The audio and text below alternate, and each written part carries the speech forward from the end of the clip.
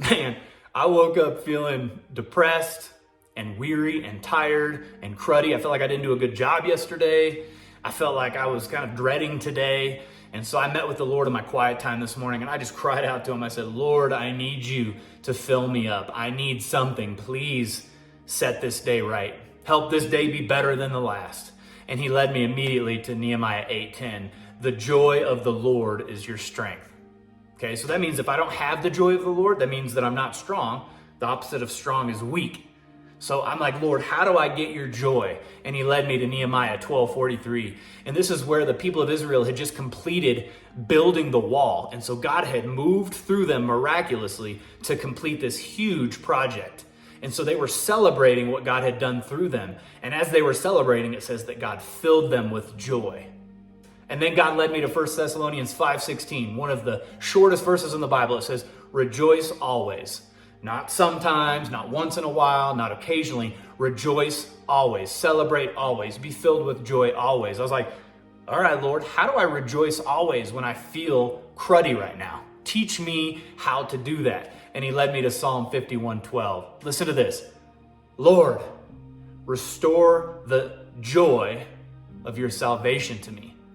Restore the joy of your salvation to me. And he immediately reminded me of Luke 10:20, when the disciples had come back from healing the sick and casting out demons and doing all this crazy miraculous stuff.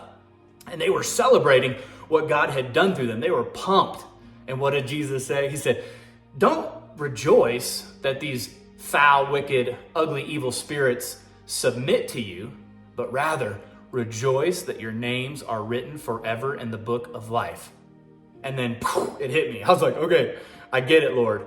Instead of just sitting here in your presence and waiting for you to just deposit joy in my heart and my mind, I'm going to relationally meet you in the middle. The Bible says, draw unto him and he will draw unto you. So I'm going to meet you in the middle, Lord, and I'm going to do these two things. And that's my challenge for you this week. If you're feeling cruddy or a little depressed, or if you're just not practicing this daily, this is for you. Step one is we need to rejoice by thinking about all of the things we have. If you have 3 square meals a day, you have relative health, you have a roof over your head, you're literally one of the top 80% most blessed people on the planet. You are in the top tier of blessed people on this planet, just right there. So if you have air in your lungs, a roof over your head, a family to be grateful for, start writing out all the things that you have to be thankful for.